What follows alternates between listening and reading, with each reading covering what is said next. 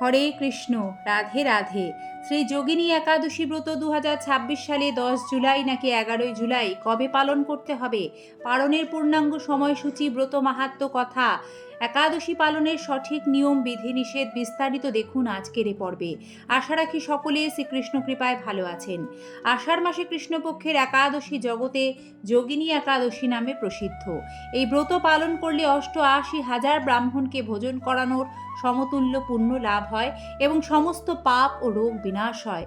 ভগবান বিষ্ণুর কৃপায় এটি মোক্ষ ও ইহলৌকিক সুখ প্রদান করে। দর্শক শ্রোতা, 2026 সালে শ্রী যোগিনী একাদশী ব্রত স্মার্ত মত অনুযায়ী ইংরাজি 10 জুলাই 2026 সাল, বাংলার 25 আষাঢ় 1433 বঙ্গাব্দ শুক্রবার পালিত হবে। বৈষ্ণব মত বা গোস্বামী মতে যোগিনী একাদশী পালিত হবে ইংরাজির 11 জুলাই 2026, বাংলার 26 আষাঢ় 1433 বঙ্গাব্দ শনিবার। শুদ্ধভাবে একাদশী পালনের কয়েকটি নিয়ম থাকে। একাদশী পালনের নিয়ম শুরু করতে হয় দশমীর দিন থেকেই। দশমীর দিন সাত্ত্বিক নিরামিষ আহার গ্রহণ করে রাত 12টার মধ্যেই অন্ন ভোজন সম্পন্ন করে দাঁত ব্রাশ করে নিতে হয়। একাদশীর দিন সকাল সকাল ঘুম থেকে উঠে স্নান সেরে শুদ্ধ বস্ত্র পরিধান করে শ্রী হরির মঙ্গল আরতিতে অংশগ্রহণ করতে হয়।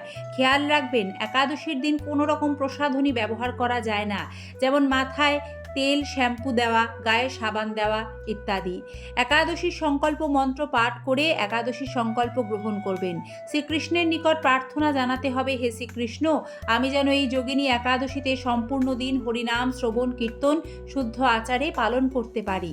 শ্রী হরিকে পঞ্চপাচারে অর্থাৎ ফল ফুল ধূপ দীপ তুলসীপত্র নৈবেদ্য দ্বারা পূজা করবেন। একাদশীর দিন 5 প্রকার রবিশস্য ও তার থেকে তৈরি সকল প্রকার খাবার বর্জন করতে হয়, কারণ এগুলি একাদশীতে নিষিদ্ধ। এর পরিবর্তে ফল মূল বাদাম দুধ শরবত ইত্যাদি ভগবানকে ভোগ নিবেদন করে অনুকল্প প্রসাদ হিসেবে গ্রহণ করা যায়। একাদশীতে অবশ্যই একাদশী ব্রত মাহাত্ম্য কথা পাঠ ও শ্রবণ করতে হবে, তা না হলে ব্রত অসম্পূর্ণ থাকে। শ্রবণ করুন শ্রী যোগিনী একাদশী ব্রত মাহাত্ম্য কথা। ওম নমো ভগবতে বাসুদেবায়। আষাঢ় মাসে কৃষ্ণপক্ষের যোগিনী একাদশী ব্রত ব্রহ্মবৈবর্ত পুরাণে যুধিষ্ঠির শ্রীকৃষ্ণ সংবাদরূপে বর্ণিত আছে। যুধিষ্ঠির মহারাজ বললেন, হে বাসুদেব, আষাঢ় মাসে কৃষ্ণপক্ষীয় একাদশী মাহাত্ম্য কৃপাপূর্বক আমাকে বলুন। শ্রীকৃষ্ণ বললেন, হে মহারাজ, সকল পাপ বিনাশিনী ও মুক্তিপ্রদ এই উত্তম ব্রতের কথা বলছি, আপনি শ্রবণ করুন। আষাঢ় মাসে কৃষ্ণপক্ষীয় একাদশী যোগিনী নামে খ্যাত। মহাপাপ নাশকারী এই তিথি ভবসাগরে পতিত মানুষের উদ্ধার লাভের একমাত্র নৌকা স্বরূপ। ব্রত পালনকারীদের পক্ষে এটি সর্বশ্রেষ্ঠ ব্রত বলে প্রসিদ্ধ। এ প্রসঙ্গে আপনাকে একটি পবিত্র পৌরাণিক কাহিনী বলছি। অলকানগরে শিবভক্ত পরায়ণ কুবের নামে এক রাজা ছিল। তিনি প্রত্যহ শিব পূজা করতেন। তার হেমমালী নামে একজন মালী ছিল। প্রতিদিন শিব পূজার জন্য মানস সরোবর থেকে সে ফুল তুলে যক্ষরাজ কুবেরকে দিত। বিশালাক্ষী নামে হেমমালীর এক পরমা রূপবতী পত্নী ছিল। সে তার সুন্দরী পত্নীর প্রতি অত্যন্ত আসক্ত ছিল। একদিন সে তার স্ত্রীর প্রতি কামাসক্ত হয়ে রাজভবনে যাওয়ার কথা ভুলে গেল। বেলা 2 প্রহর অতীত হলো। অর্চনের সময় চলে যাচ্ছে দেখে রাজা ক্রুদ্ধ হলেন। মালির বিলম্বের কারণ অনুসন্ধানে এক দূত প্রেরণ করলেন। দূত এসে রাজাকে বলল সে গৃহে স্ত্রীর সাথে আনন্দে মত্ত। দূতের কথা শুনে কুবের অত্যন্ত রেগে তখনই মালিকে তার সামনে হাজির করতে আদেশ দিল। এদিকে মালি কুবেরের পূজার সময় অতিবাহিত হয়েছে বুঝতে পেরে অত্যন্ত ভয় পেল। তাই স্নান না করেই সে রাজার কাছে উপস্থিত হলো। তাকে দেখা মাত্র রাজা ক্রোধবশে চোখ রাঙিয়ে বললেন, রে পাপিষ্ঠ দুরাচার, তুই দেব পূজার পুষ্প আনতে অবজ্ঞা করেছিস, তাই আমি তোকে অভিশাপ দিচ্ছি, তুই শ্বেত কুষ্ঠগ্রস্ত হয়ে যা এবং তোর প্রিয়তমা ভার্যার সাথে তোর চির বিয়োগ সংঘটিত হোক। ওরে নীচ, তুই এখনই এই স্থান থেকে ভ্রষ্ট হয়ে অধোগতি লাভ কর। কুবেরের এই অভিশাপে হেমমালী পত্নীর সাথে স্বর্গভ্রষ্ট হয়ে দীর্ঘকাল যাবৎ কুষ্ঠরোগ ভোগ করতে লাগলো। রোগের যন্ত্রণায় দিনে বেদনায় বহু কষ্টে সে জীবন যাপন করতে লাগলো। কিন্তু দীর্ঘদিন মহাদেবের অর্চনের ফুল সংগ্রহের স্বীকৃতির ফলে সে শাপগ্রস্ত হয়েও মহাদেবের বিস্মরণ হয়নি। একদিন হেমমালী ভ্রমণ করতে করতে হিমালয়ে শ্রী মার্কেন্ডেয় ঋষির আশ্রমে উপস্থিত হলো।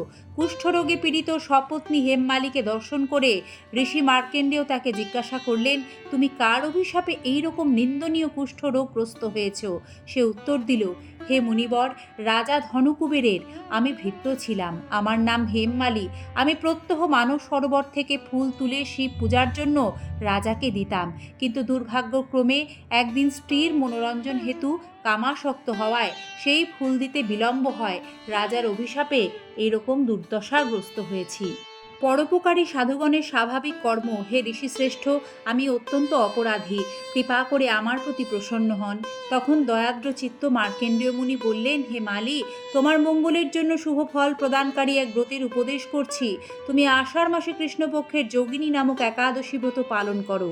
এই ব্রতের প্রভাবে তুমি অবশ্যই কুষ্ঠ ব্যাধি থেকে মুক্ত হবে। শ্রীকৃষ্ণ বললেন। ঋষির উপদেশ শ্রবণ করে হেমমালী তাকে প্রণাম জানালো। পরে অত্যন্ত আনন্দে ঋষির আদেশ মতো নিষ্ঠার সঙ্গে যোগিনী একাদশী ব্রত পালন করল। এইভাবে হেমমালী সমস্ত রোগ থেকে মুক্ত হলো ও পত্নীসহ সুখে জীবনযাপন করতে লাগলো।